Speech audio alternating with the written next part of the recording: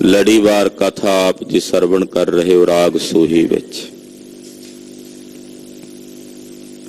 ਚੌਥੇ ਗੁਰਦੇਵ ਜਗਤ ਗੁਰੂ ਸ੍ਰੀ ਗੁਰੂ ਰਾਮਦਾਸ ਜੀ ਸੋਢੀ ਸੁਲਤਾਨ ਪਾਤਸ਼ਾਹ ਦੇ ਅੰਮ੍ਰਿਤ ਬਚਨ ਹਨ। 733 ਅੰਗ ਤੋਂ ਮਹਾਰਾਜ ਜੀ ਦਾ ਸ਼ਬਦ ਪ੍ਰਾਰੰਭ ਹੋ ਰਿਹਾ ਹੈ। ਸਰਵਣ ਕਰਨ ਤੋਂ ਪਹਿਲਾਂ ਗੁਰੂ ਚਰਨਾਂ 'ਚ ਆਪਣੀ ਹਾਜ਼ਰੀ ਲਵਾਓ ਤੇ ਆਖੋ ਜੀ ਸਤਨਾਮ ਸ੍ਰੀ ਵਾਹਿਗੁਰੂ ਸਾਹਿਬ ਜੀ। ਸੋਹੀ ਮਹੱਲਾ ਚੌਥਾ। ਜਿੱਥੈ ਹਰ ਆਰਾਧਿਐ ਤਿੱਥੈ ਹਰ ਮਿੱਤ ਸਹਾਈ। ਸੋਹੀ ਰਾਗ ਹੈ ਔਰ ਚੌਥੇ ਪਾਤਸ਼ਾਹ ਜਗਤ ਗੁਰੂ ਸ੍ਰੀ ਗੁਰੂ ਰਾਮਦਾਸ ਜੀ ਮਹਾਰਾਜ ਜੀ ਦਾ ਪਵਿੱਤਰ ਪਾਵਨ ਅੰਮ੍ਰਿਤ ਬਚਨ ਸਹਿਬ ਉਚਾਰਨ ਕਰ ਰਹੇ ਨੇ। ਹਰੀ ਨੂੰ ਜਿੱਥੇ ਵੀ ਆਰਾਧੀਏ, ਹਰੀ ਉੱਥੇ ਹੀ ਮਿੱਤਰ ਬਣ ਕੇ ਇਸ ਜੀਵ ਦੀ ਸਹਾਇਤਾ ਕਰਦਾ। ਜਿੱਥੇ ਵੀ ਆਰਾਧੀਏ, ਜਦੋਂ ਜਿੱਥੈ ਸ਼ਬਦ ਵਰਤਿਆ ਉਹਦਾ ਮਤਲਬ ਹੈ ਜਿੱਥੇ ਕਿਤੇ ਵੀ, ਕਿਤੇ ਵੀ। ਬਰੇਤੀ 'ਚ ਜਹਾਜ਼ ਧਸਿਆ ਹੋਇਆ ਸਮੁੰਦਰ ਵਿੱਚ ਕੋਹਾਂ ਤਾਈਂ ਕੋਈ ਨਜ਼ਰ ਨਹੀਂ ਆਉਂਦਾ, ਨਹੀਂ ਕੋਈ ਟੇਕ, ਨਹੀਂ ਕੋਈ ਆਸਰਾ। ਉੱਥੇ ਬੈਠੇ ਵੀ ਭਾਈ ਮੱਖਣ ਸ਼ਾਹ ਜੀ ਲਵਾਣਾ ਆਰਾਧਦੇ ਨੇ ਨੌਵੇਂ ਪਾਤਸ਼ਾਹ ਨੂੰ, ਤੇ ਹਰੀ ਮਿੱਤ ਬਣ ਕੇ ਉੱਥੇ ਬੌੜਦੇ ਨੇ ਔਰ ਸਹਾਇਤਾ ਕਰਦੇ ਨੇ। ਕੋਹਾਂ ਤੇ ਬੈਠੇ ਕਾਬਲ ਵਿੱਚ ਇੱਕ ਗੁਰਸਿੱਖ ਭਾਈ ਤਲੋਕਾ ਜੀ, ਗਾਤਰੇ ਵਿੱਚ ਲੱਕੜ ਦੀ ਤਲਵਾਰ ਹੈ। ਨਵਾਬ ਦੇ ਕੋਲ ਸ਼ਿਕਾਇਤ ਹੋ ਜਾਂਦੀ ਹੈ, ਆਰਾਧਦੇ ਨੇ, ਹਰੀ ਮਿੱਤ ਬਣ ਕੇ ਸਹਾਇਤਾ ਕਰਦੇ ਨੇ। ਲੱਕੜ ਦੀ ਉਹ ਤਲਵਾਰ ਲੋਹੇ ਦੀ ਹੋ ਨਿਪਟਦੀ ਹੈ। ਇਤਿਹਾਸ ਹੈ। ਜਿੱਥੇ ਵੀ ਸਾਹਿਬ ਆਰਾਧਣ ਉੱਥੇ ਹੀ ਹਰੀ ਜੀ ਮਿੱਤ ਬਣ ਕੇ ਸਹਾਇਤਾ ਕਰਦੇ ਨੇ, ਮਿੱਤ ਬਣ ਕੇ। ਕਿਉਂ? ਹਰੀ ਜੀ ਸਾਡੀ ਇਸ ਰੂਹ ਦੇ ਸੁਆਮੀ ਹਨ, ਰੂਹ ਦੇ ਸੁਆਮੀ। ਸਾਡੀ ਰੂਹ ਦੇ ਸੁਆਮੀ ਜੀ ਹਰੀ ਨੇ, ਸਤਿਗੁਰੂ ਜੀ ਨੇ। ਔਰ ਸਾਡੀ ਰੂਹ ਜਿੱਥੇ ਪੁਕਾਰ ਕਰੇਗੀ ਸੁਆਮੀ ਜੀ ਉੱਥੇ ਹੀ ਬੋੜ ਦੇਂਗੇ। ਪਰ ਪੁਕਾਰ ਰੂਹ ਦੀ ਹੋਣੀ ਚਾਹੀਦੀ ਹੈ। ਆਖੋ ਸਤਨਾਮ ਸ੍ਰੀ ਵਾਹਿਗੁਰੂ। ਕੱਲੀ ਸਰੀਰ ਦੀ ਪੁਕਾਰ ਨਹੀਂ ਕਿ ਤੁਸੀਂ ਜ਼ੁਬਾਨ ਤੋਂ ਕਹਿ ਰਹੇ ਹੋ ਉੱਚੀ ਉੱਚੀ। ਪੁਕਾਰ ਵੀ ਰੂਹ ਦੀ ਹੋਣੀ ਚਾਹੀਦੀ ਹੈ।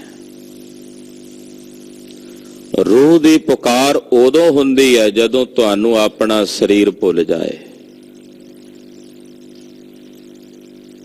ਜਦੋਂ ਤੱਕ ਸਰੀਰ ਵਿੱਚ ਆ ਉਦੋਂ ਤੱਕ ਤਾਂ ਸਰੀਰ ਦੀ ਪੁਕਾਰ ਹੀ ਗਿਣੀ ਜਾਏਗੀ ਨਾ। ਸਰੀਰ ਵੱਲੋਂ ਕੀਤੀ ਹੋਈ ਪੁਕਾਰ ਇਸ ਦਰਬਾਰ ਦੇ ਵਿੱਚ ਤੱਕ ਰਹੇਗੀ। ਬਹੁਤ ਉੱਚੀ ਬੋਲ ਲਵਾਂਗੇ, ਉਹ ਸਾਹਮਣੇ ਸੜਕ ਤੱਕ ਚਲੀ ਜਾਏਗੀ, ਕਿੱਥੇ ਤੱਕ ਜਾਏਗੀ। ਪਰ ਰੂਹ ਦੀ ਪੁਕਾਰ, ਉਹਦਾ ਕੋਈ ਦਾਇਰਾ ਹੀ ਨਹੀਂ ਹੈ, ਕੋਈ ਉਹਦਾ ਪੰਧ ਹੀ ਕੋਈ ਨਹੀਂ ਹੈ ਵੀ ਇੰਨੇ ਪੰਧ ਤੱਕ ਜਾਏਗੀ। ਉਹ ਜਿੱਥੇ ਵੀ ਆਰਾਧਾਂਗੇ ਉੱਥੋਂ ਸਾਹਿਬ ਤੱਕ ਪਹੁੰਚੇਗੀ। ਉਹ ਰੂਹ ਦੀ ਆਵਾਜ਼ ਹੈ। ਅਰਦਾਸ ਦਾ ਸੰਬੰਧ ਸਾਡੀ ਰੂਹ ਨਾਲ ਹੈ। ਜਿੱਥੇ ਵੀ ਹਰੀ ਨੂੰ ਆਰਾਧੀਏ, ਹਰੀ ਜੀ ਮਿੱਤਰ ਬਣ ਕੇ ਸਹਾਇਤਾ ਕਰਦੇ ਨੇ। ਉੱਥੇ ਹੀ ਜਿੱਥੈ ਹਰ ਆਰਾਧੀਐ ਤਿੱਥੈ ਹਰ ਮਿੱਤ ਸਹਾਈ।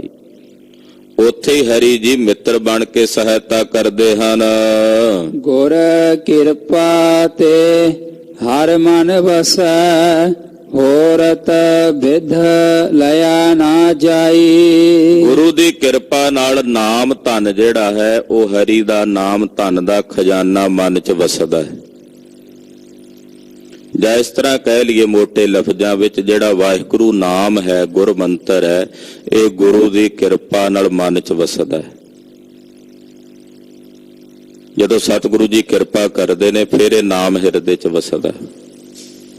ਹੋਰਤ ਵਿਦ ਲਿਆ ਨਾ ਜਾਈ, ਹੋਰ ਕੋਈ ਤਰੀਕਾ ਨਹੀਂ ਹੈ ਜਿਸ ਤਰੀਕੇ ਨਾਲ ਤੁਸੀਂ ਉਸ ਹਰੀ ਦੇ ਸਰੂਪ ਨੂੰ ਪ੍ਰਾਪਤ ਕਰ ਸਕੋ।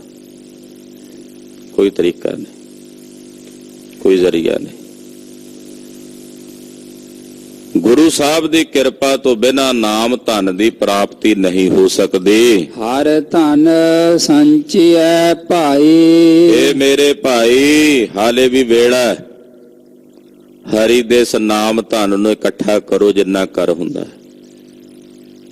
ਇਹਨੂੰ ਸੰਚੋ, ਕੰਜੂਸ ਬਣ ਕੇ ਸੰਚੋ। ਜਿਵੇਂ ਕੋਈ ਮਾਇਆ ਦਾ ਕੰਜੂਸ ਬੰਦਾ ਮਾਇਆ ਨਹੀਂ ਇਕੱਠੀ ਕਰਦਾ, ਇੱਕ ਇੱਕ ਪੈਸਾ ਕਹਿੰਦੇ ਐਨ ਕੰਜੂਸੀ ਧਾਰਨ ਕਰਕੇ ਨਾਮ ਧਨ ਇਕੱਠਾ ਕਰੋ, ਵੀ ਮਜਾਲ ਹੈ ਕੋਈ ਇੱਕ ਸਾਹ ਵੀ ਉਸ ਨਾਮ ਤੋਂ ਬਿਨਾਂ ਬਤੀਤ ਹੋ ਜਾਏ।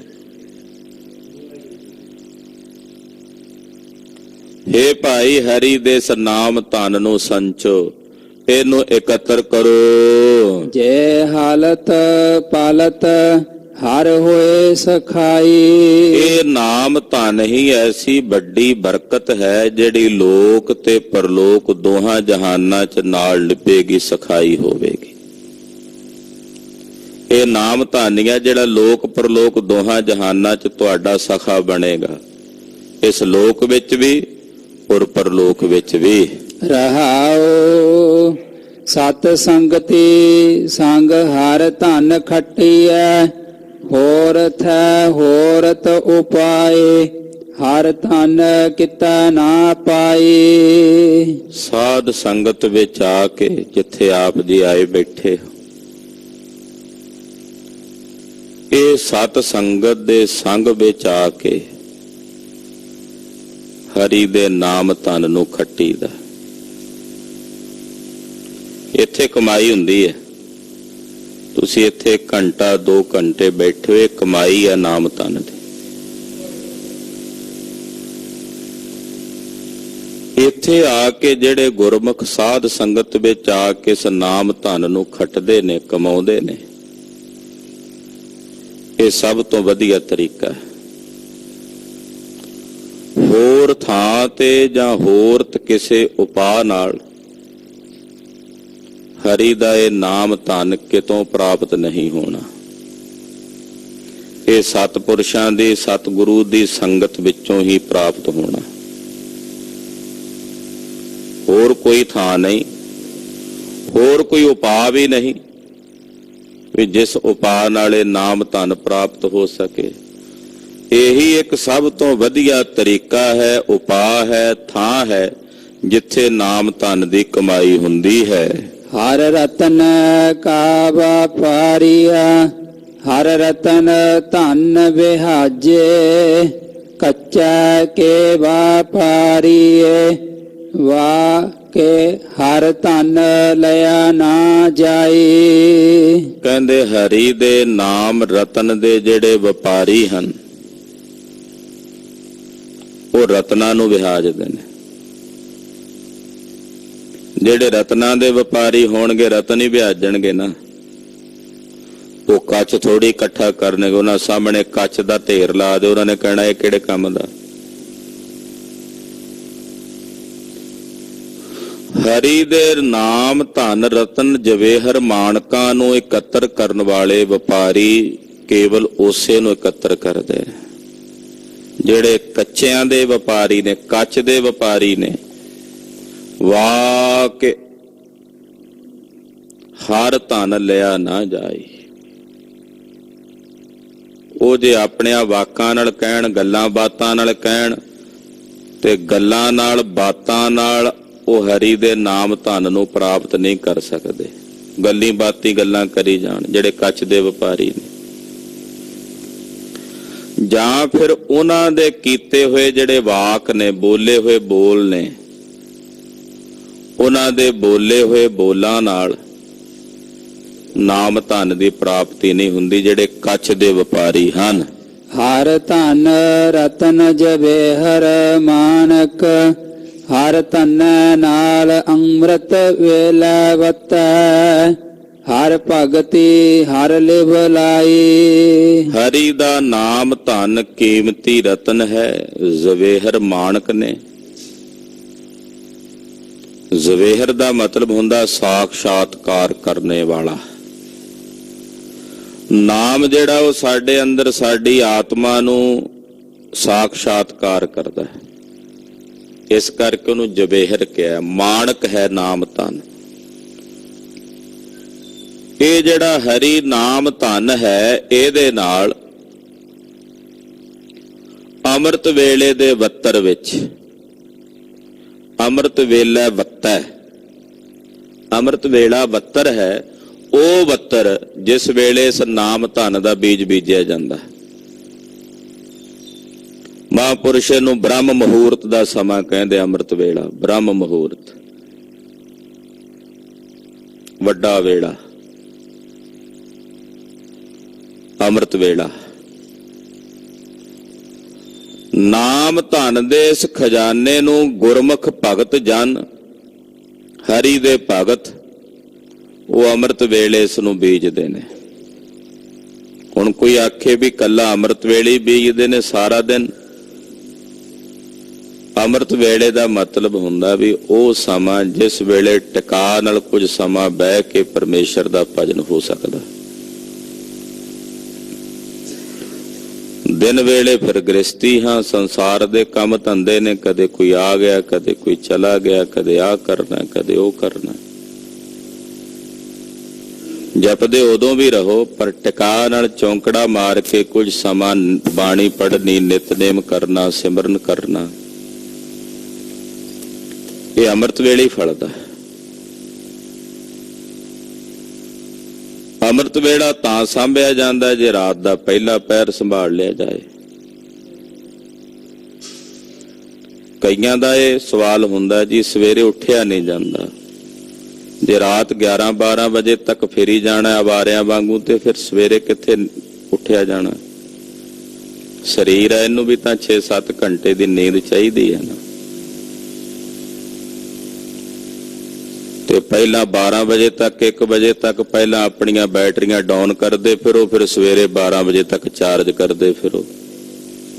ਕਈ ਕਹਿੰਦੇ ਆ ਨਾ ਜੀ ਵੀ ਬੈਟਰੀ ਚਾਰਜ ਕਰਨੀ, ਉਹ ਬੈਟਰੀ ਨਹੀਂ ਚਾਰਜ ਹੋਈ ਹੁੰਦੀ। ਤੇ ਬੈਟਰੀ ਚਾਰਜ ਕਰਨੀ ਹੈ, ਰਾਤ ਛੇਤੀ ਪੈ ਜਾਓ।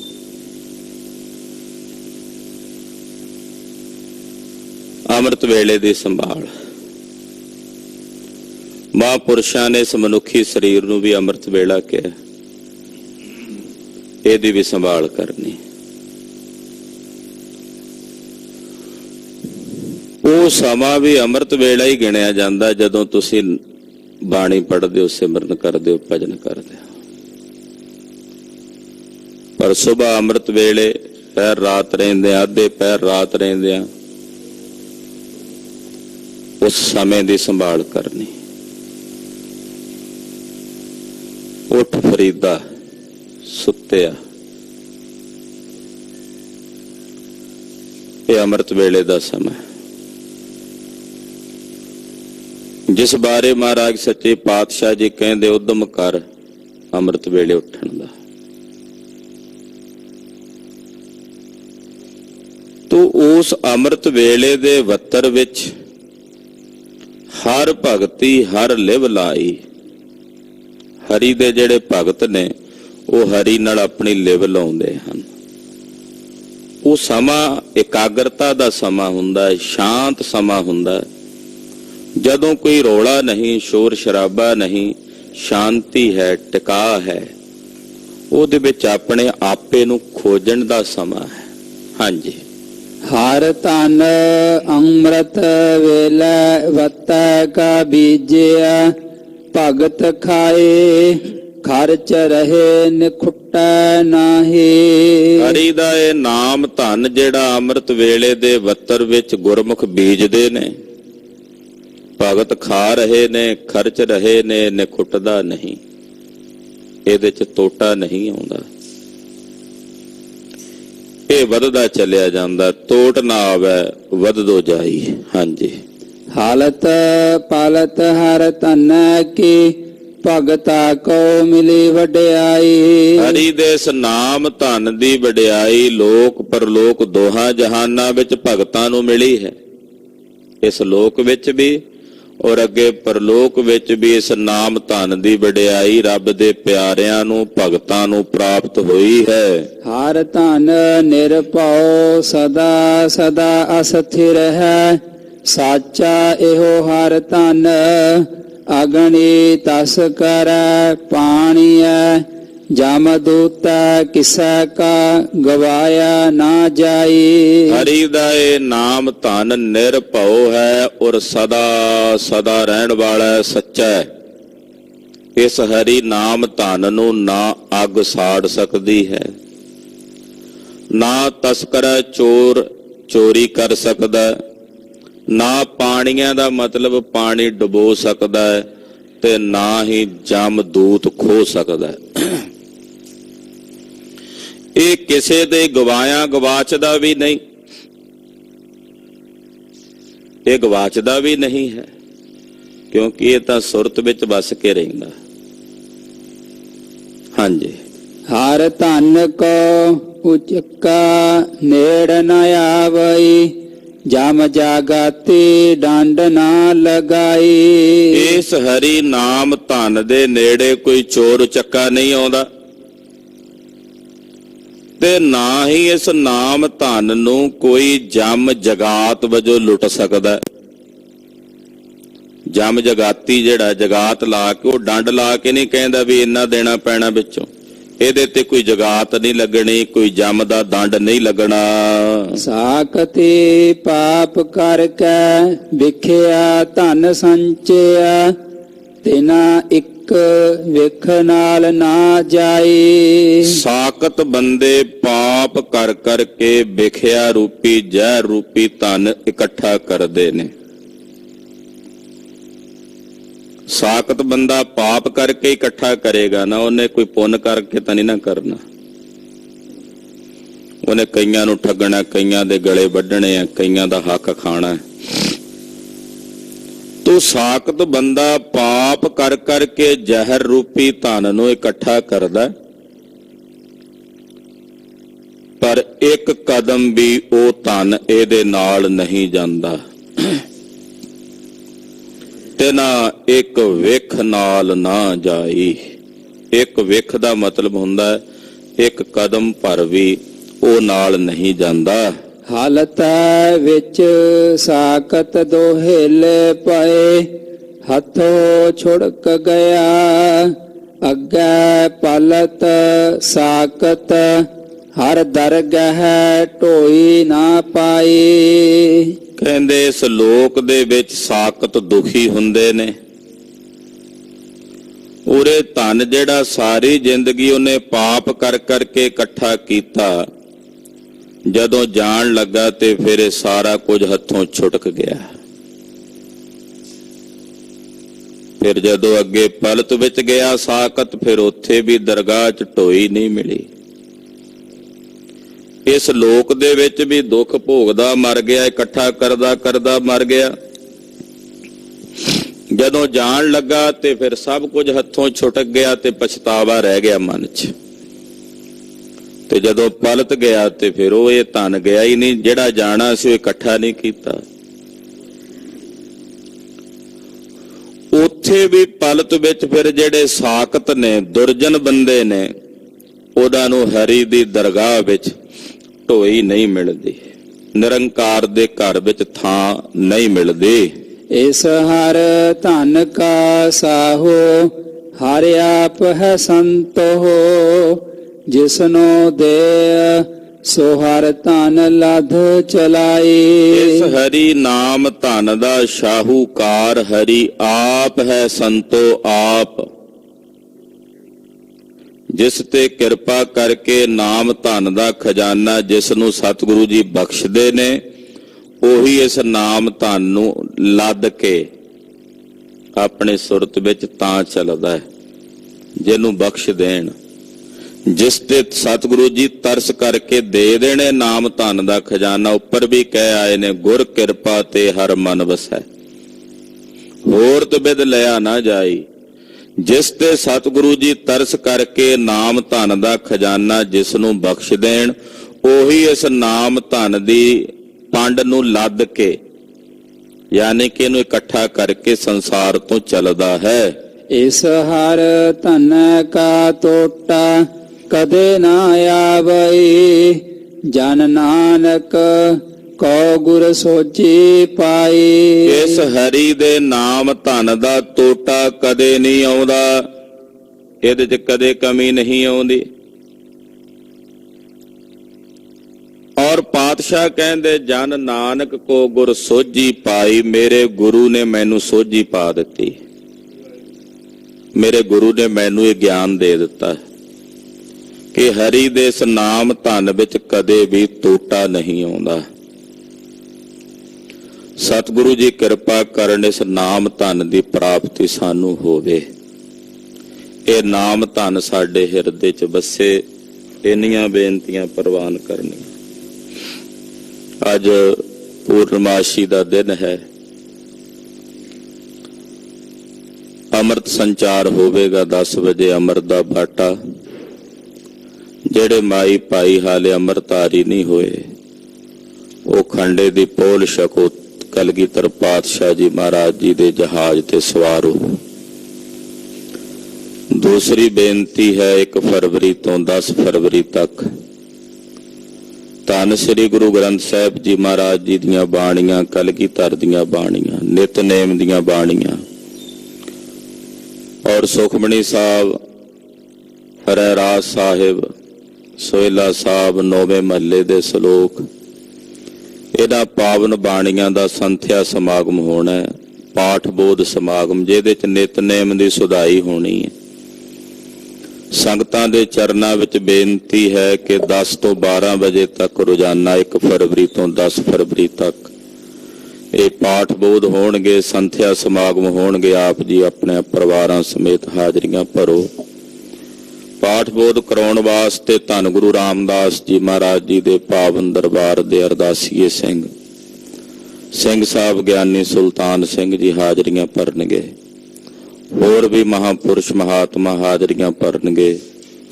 ਆਪ ਜੀ ਵੱਧ ਚੜ ਕੇ ਇਹਨਾਂ ਸਮਾਗਮਾਂ ਵਿੱਚ ਹਾਜ਼ਰੀਆਂ ਭਰੋ, ਆਪਣਾ ਨਿਤਨੇਮ ਦੀ ਸੁਧਾਈ ਕਰੋ ਔਰ ਗੁਰੂ ਪਾਤਸ਼ਾਹ ਦੀਆਂ ਖੁਸ਼ੀਆਂ ਪ੍ਰਾਪਤ ਕਰੋ ਜੀ। ਵਾਹਿਗੁਰੂ ਵਾਹਿਗੁਰੂ ਵਾਹਿਗੁਰੂ ਵਾਹਿਗੁਰੂ।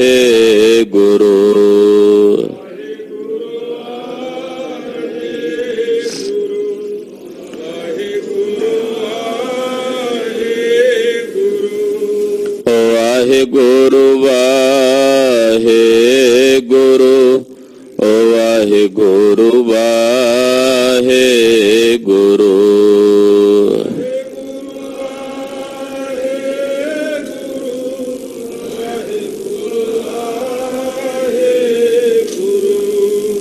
ਵਾਹਿਗੁਰੂ ਵਾਹਿਗੁਰੂ ਵਾਹਿਗੁਰੂ ਵਾਹਿਗੁਰੂ।